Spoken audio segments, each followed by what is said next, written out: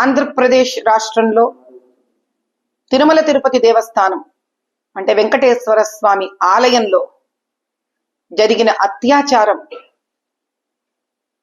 మాటలలో కూడా దాన్ని ప్రకటించలేనంత దౌర్భాగ్య స్థితి. అది సాక్షాత్తు శ్రీవారికి అందజేస్తున్న కలియుగ దైవమైన వెంకటేశ్వర స్వామికి అందజేస్తున్న మహాప్రసాదం జంతువుల మాంసంలో నుంచి వెలువడిన కొవ్వు పదార్థంతో చేయడం అంటే ఈ జన్మకు ఇంతకన్నా పాపాన్ని అంటగట్టుకోవడానికి ఇంకా వేరే ఒక మార్గమే లేని పరిస్థితి.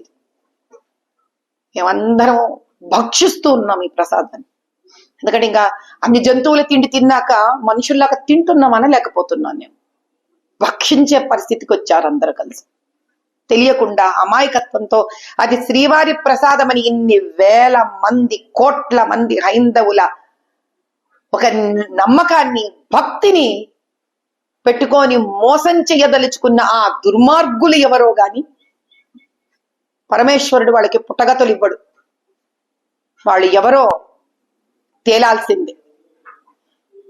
ఇది ఒక ఆట అయిపోయింది, పరిపాట అయిపోయింది.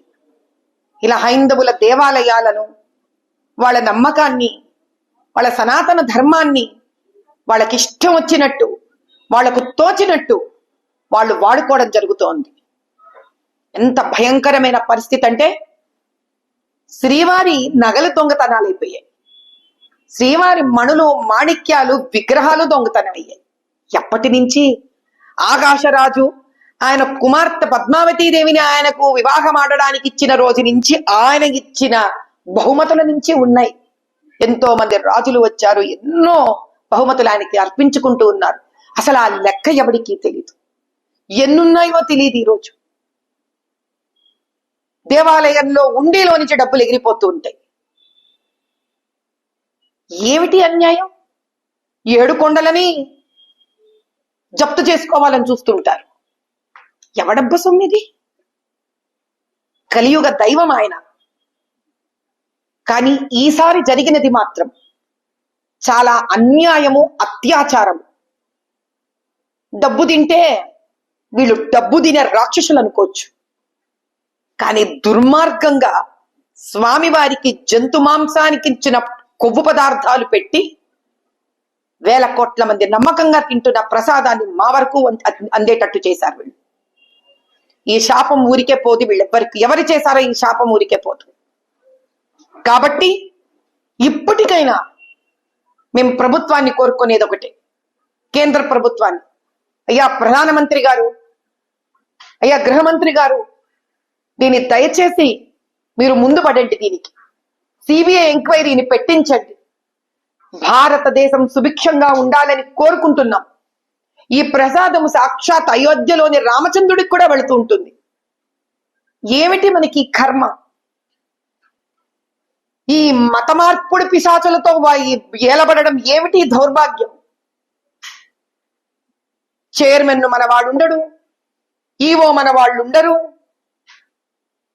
ఇలా మరి వేరే వేరే మతాలకు సంబంధించిన వాళ్ళ దేవాలయాలలో మన వాళ్ళని పెడుతున్నారా? వాళ్ళకి ఫండ్స్ వస్తాయి, మరి ఆ ఫండింగ్ లో మాలాంటి వాళ్ళని పెడుతున్నారా? పెట్టమనండి వాళ్ళని కూడా, అయిపోతుందిగా. మేము పోయి అక్కడ కూర్చుంటాం, వీళ్ళు వచ్చి ఇక్కడ ఇట్లాంటి పనులు చేస్తుంటారు. అప్పుడు కూడా బహుశా మేమే న్యాయం చేస్తామేమో వాళ్ళకు కూడా. దీని రాజకీయం మీరు చేయదలుచుకున్నా హిందువులందరము మేము దీన్ని ఇంకా రాజకీయం కానివ్వము. ఈ నిజం బయటికి వచ్చేంత వరకే మీ ఆధీనంలో ఉంది ఈ విషయం. ఈ నిజం బయటికి వచ్చింది, పటాపంచలయ్యింది. మాలోని ప్రతి హైందవుడి మనసులో ఉన్న వెంకటేశ్వర స్వామి జాగృతమైనాడు. ఇప్పుడు వేల కోట్లు, 120 కోట్ల హైందవులలో నుంచే కాదు, ప్రపంచ వ్యాప్తంగా ఉన్న ప్రతి హైందవుడి మనసులో ఉన్న వెంకటేశ్వర స్వామి జాగృతమయ్యాడు. హైందవ యుద్ధం మొదలయ్యింది. చూస్తాం ఏ విధంగా దీనికి న్యాయం జరగకుండా ఉంటుందో మేము చూస్తాం. ఇది చేసిన ప్రతి దుర్మార్గుడు బయటికి వచ్చేంత వరకు మేము ఊరుకోము. అహర్నిశలు పోరాడుతూనే ఉంటాం దీని గురించి. నేను ఖచ్చితంగా పోరాడుతాను. పోరాడి దీని సత్యం బయటకు వచ్చేంత వరకు ఊరుకోను నేను. జై బోలో సనాతన ధర్మ की जय।